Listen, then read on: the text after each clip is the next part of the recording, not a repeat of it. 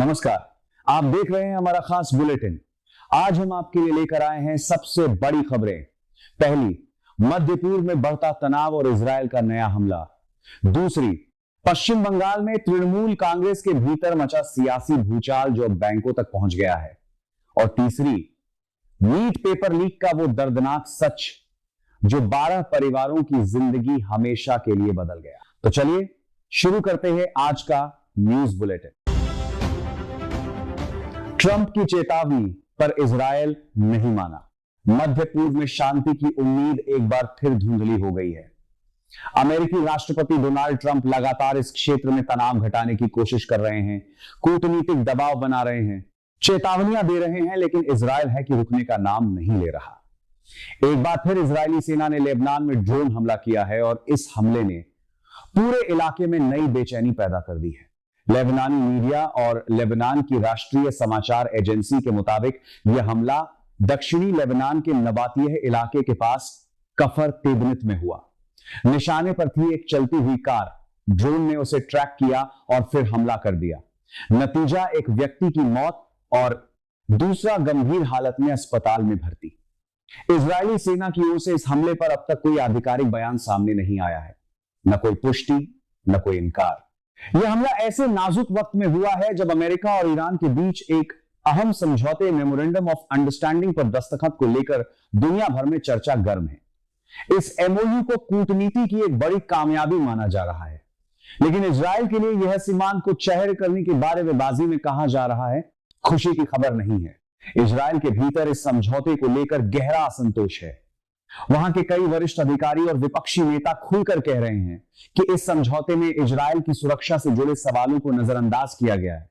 सबसे बड़ी चिंता है ईरान का परमाणु कार्यक्रम, जिस पर इजरायल हमेशा से सख्त रुख अपनाता आया है। आलोचकों का कहना है कि बातचीत की शुरुआती प्रक्रिया में इजरायल को जानबूझकर बाहर रखा गया ताकि वह अपनी शर्तें न थोप सके। उनका आरोप है कि यह समझौता भले ही अमेरिका के हितों को साधे, लेकिन इजरायल की सुरक्षा के लिहाज से यह खतरनाक साबित हो सकता है। टीएमसी में घमासान, बैंक खाते तक पहुंचा विवाद। पश्चिम बंगाल की सत्ताधारी पार्टी तृणमूल कांग्रेस इन दिनों एक ऐसे आंतरिक संकट से जूझ रही है जो अब सिर्फ सियासी नहीं रहा। यह संकट अब पार्टी के खजाने तक आ पहुंचा है। पार्टी के वरिष्ठ नेता और कोषाध्यक्ष अरूप विश्वास ने पार्टी के बैंक को एक पत्र लिखकर सभी खातों में लेन देन तुरंत रोकने की मांग कर दी है। यह कदम बताता है कि टीएमसी के भीतर का विवाद अब कितना गहरा और खतरनाक हो चुका है। अरूप विश्वास ने अपने पत्र में साफ लिखा कि पार्टी के भीतर इस वक्त एक से अधिक गुट हैं जो खुद को असली और वैध नेतृत्व बता रहे हैं।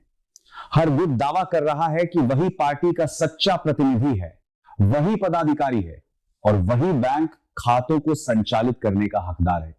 ऐसे में बैंक के लिए यह तय करना लगभग असंभव हो गया है कि किसके निर्देश पर खाते से पैसे निकाले जाएं या ट्रांसफर किए जाएं। कोषाध्यक्ष की दलील सीधी और तीखी है। जब तक यह तय नहीं हो जाता कि असली नेतृत्व कौन है, तब तक बैंक खातों से कोई भी लेन देन ना हो। उन्होंने बैंक से अनुरोध किया है कि किसी भी तरह की निकासी, ट्रांसफर या खाते से जुड़े बदलाव पर तब तक रोक लगाई जाए जब तक कोई सक्षम अधिकारी या अदालत इस मामले में स्पष्ट आदेश न दे दे। यह विवाद सिर्फ कागजी नहीं है, यह सीधे तौर पर ममता बनर्जी की पार्टी पर उनकी पकड़ को लेकर सवाल उठाता है। टीएमसी पिछले कुछ हफ्तों से लगातार अंदरूनी टकराव की खबरों से घिरी हुई है। नेताओं के बयान आपस में टकराते रहे हैं, गुटबाजी की चर्चाएं हैं और अब बैंक खातों पर रोक की मांग ने इस पूरे विवाद को एक नया और गंभीर मोड़ दे दिया है। नीट लीक का दर्द, 12 जिंदगियां गई। देश में एक बार फिर नीट पेपर लीक का मुद्दा तेज हो गया है और इस बार चर्चा सिर्फ परीक्षा की गड़बड़ी तक सीमित नहीं है। बात हो रही है उन 12 जिंदगियों की जो इस लीक के बाद टूट गई और खत्म हो गई। कांग्रेस ने एक सूची जारी की है जिसमें उन छात्रों के नाम हैं जिन्होंने नीट पेपर लीक के बाद जान दे दी। राजस्थान से प्रदीप मेघवाल और उमेश माली व रेणु मीणा, दिल्ली से अंशिका पांडे, उत्तर प्रदेश से लतिक मिश्रा और शिवानी यादव, गोवा से सिद्धार्थ हेगड़े, कर्नाटक से भाग्यश्री, मध्य प्रदेश से आकांक्षा चतुर्वेदी, उत्तराखंड से रिया कुमारी थापा, तमिलनाडु से अनुकीर्तना और गुजरात से कहान पटेल। ये सिर्फ नाम नहीं है, ये सपने थे जो किसी की लापरवाही और बेईमानी की भेंट चढ़ गए। लोकसभा में विपक्ष के नेता राहुल गांधी ने इस मुद्दे को सीधे जनता के बीच ले जाते हुए छात्रों की गूंज अभियान शुरू किया है।